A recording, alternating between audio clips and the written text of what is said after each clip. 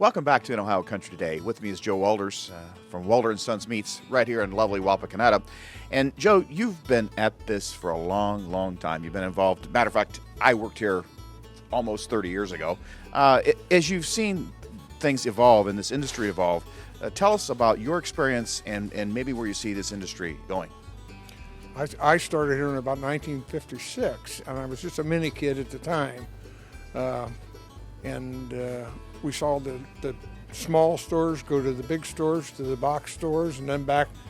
Now we're seeing the trend where we are getting more of the small meat processors back involved. We've been around this year 100 years. We manufacture all types of red meats for our retail case. We do sausage items of all different types. We do somewhere around 20 to 30 different varieties of lunch meats. We have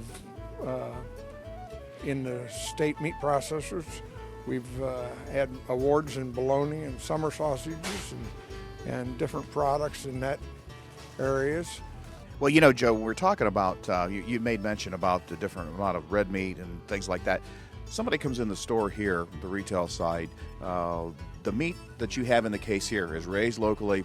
We know that it's not transported from one end of the country to the other. It's raised locally, slaughtered locally, and you have it right here in the case. That's right. We have a local supplier that raises the beef, and he brings it in by the week, and we order what we need for that particular week and have it slaughtered, and then bring it in here and break it down and process it for further processing. We do try to strive on the high processed stuff, and we try to get good products in here to sell out throughout the store. As a matter of fact, my niece came in from California, and she said she needed bologna to take back to California, so that says something for our bologna also, and that's one of the unique items we have here. We started in the restaurant work, preparing meats and stuff for the restaurant industry in the 60s. And you can see the restaurants, the smaller mom and pop type restaurants is kind of dwindling down, and the big ones are taking over. So we had to look for different avenues to make the thing continually grow. So we got into manufacturing some shredded beefs and shredded chicken and taco meat and sloppy joes and stuff like that to accommodate maybe the loss of some of the restaurants. Do we see the industry, the availability of the retail meat dwindling as well? No, I don't say that the retail end of it's dwindling. As a matter of fact, our retail end has been on an upward swing for quite a while now. We have a greater clientele of people that are coming in daily and getting stuff so that they can get a fresh product and knowing that it is come from a fresh animal and fresh products. In 1912, Aldo B. Walder, which was my grandfather, started this industry, and as my dad told the story, he went to the farms and killed the animal on the farm, put it on a horse and a dray, and brought it back into the store, which was located on Willoughby Street, where the post office sits as of right now. And then they would process it for the family, and the process of that took around 2 to 3 hours, just slaughtering it and bringing it in on one animal. Then as they grew a little bit, the business come down or times got a little bit tough, and this plant where we're at, this location, was the Disselross slaughterhouse, and it fell on hard times, and so my grandpa was offered the plant at a price that he couldn't afford to buy both this and the house up in the front of the road, so he bought just the buildings and moved his slaughter operation from south of town to this location here.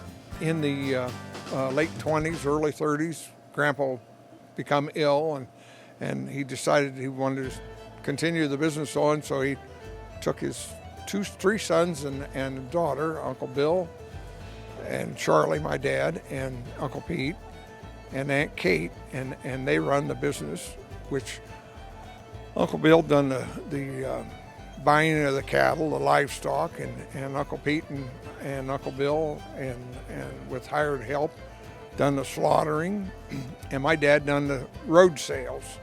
And at one point in time, he said there was 27 grocery stores on Pine Street in Lima alone. I can remember quite a few of them because I used to go with my dad when I was 5 years old on the truck. As we went along, we increased the amount of kill that we had, and we were selling pretty decent-sized grocery stores, and a couple of them, it was small chains, and we sold cattle, swinging beef, and hogs, cuts of the hog, and to these different stores. At one point in time, my dad sent me, and I was only like 15 years old, he sent me into a couple of the stores to sample sausage out. And one weekend I remember in a two-room store that we sold over 500 pounds of smoked sausage in that store over the weekend. So there was over the years, a lot of changes being made. And then in the 60s, we got into the restaurant work and started manufacturing steaks and chops and stuff for the restaurant industry, along with patties and everything else that goes along with that. Uncle Bill passed away, and my dad bought his heir out, and Uncle Pete sold out in 1955, leaving Dad and Aunt Kate as the sole owners of the stock. And in 1973, my wife Linda and I bought Dad's shares, and in 1975, we bought Aunt Kate's shares out. The trend at that point in time was we wanted to manufacture some wholesome loaves, lunch meat loaves that are higher quality and less fat. And so we started manufacturing the different varieties of lunch meats that we have as of today.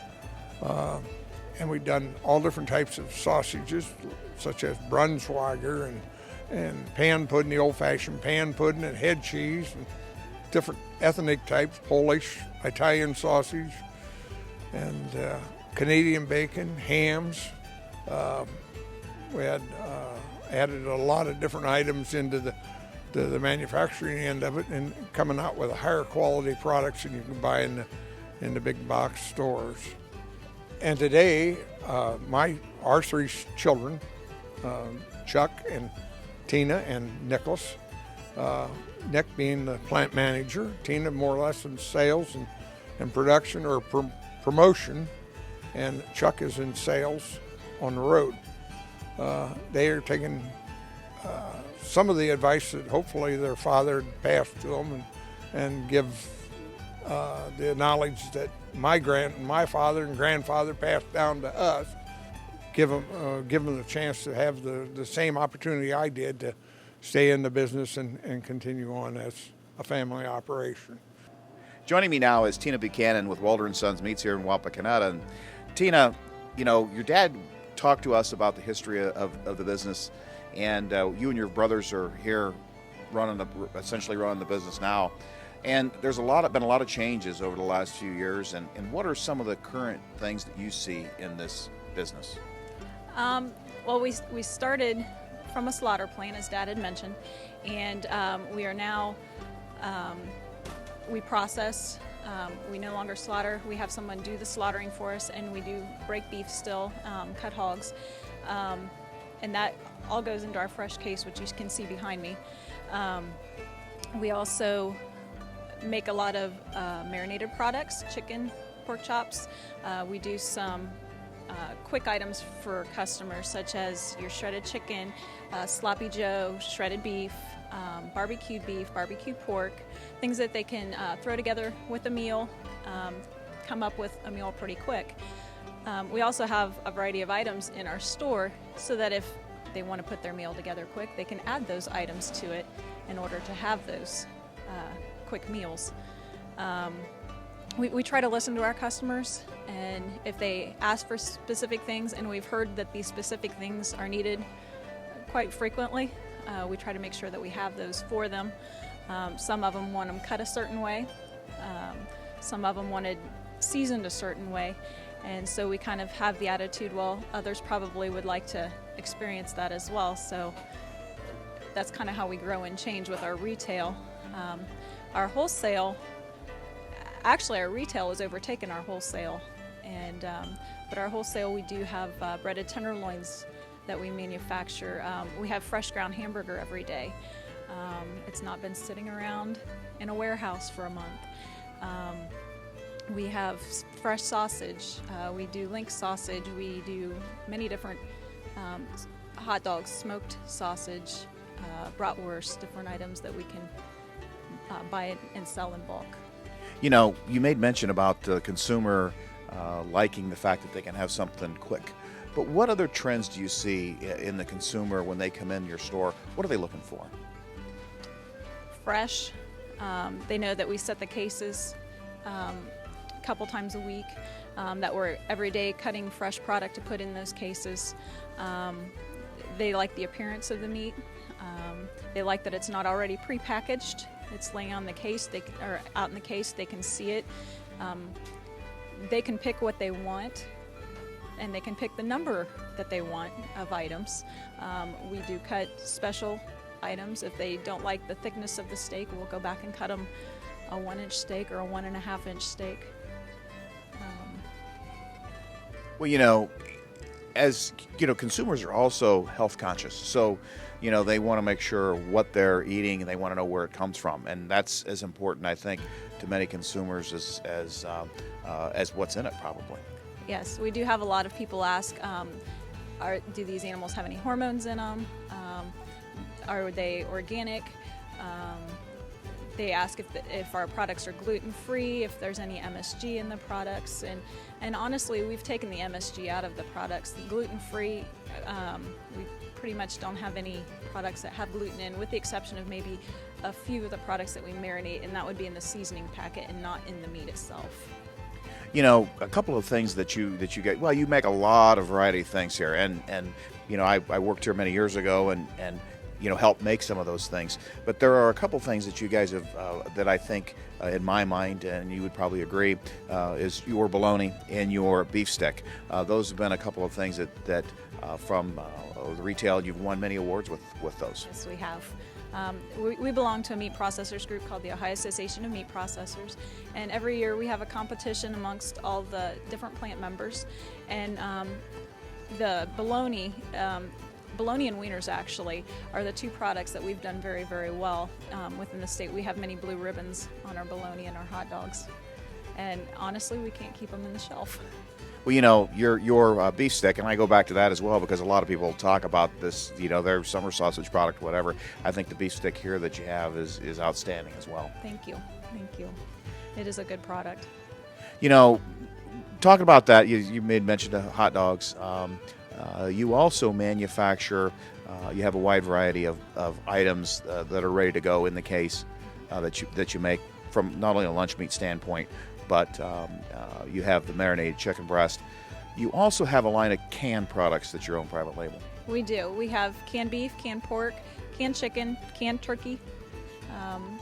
We did have canned buffalo, and we can get it in again. We have beef gravy, chicken gravy, beef broth, chicken broth. I think those are all the variety of canned items that we have. Well, and so consumer comes in, it can be quick and easy from the shelf onto the table. That's right. Tina, you've been around 100 years, and you know that's kind of unique in itself, and you guys must be doing something right. We try to read the market. We try to read our customers and find what it is that they'd really like to have. and come up with those products. Obviously, we don't eat the way people ate 50 years ago. Family sizes are different. So we try to accommodate family sizes, household situations, and put that into our product. You know, from an economic standpoint, though, as well, there's several of not only are you and your brothers here, but you have several employees. Yes, we have 12 employees total, 6 part-time, 6 full-time. That says something for the family business. Yes, it does. Thank you. Celebrating over 100 years as a business here, and not only Wapakoneta, but the great state of Ohio. Thanks for being with us, Tina.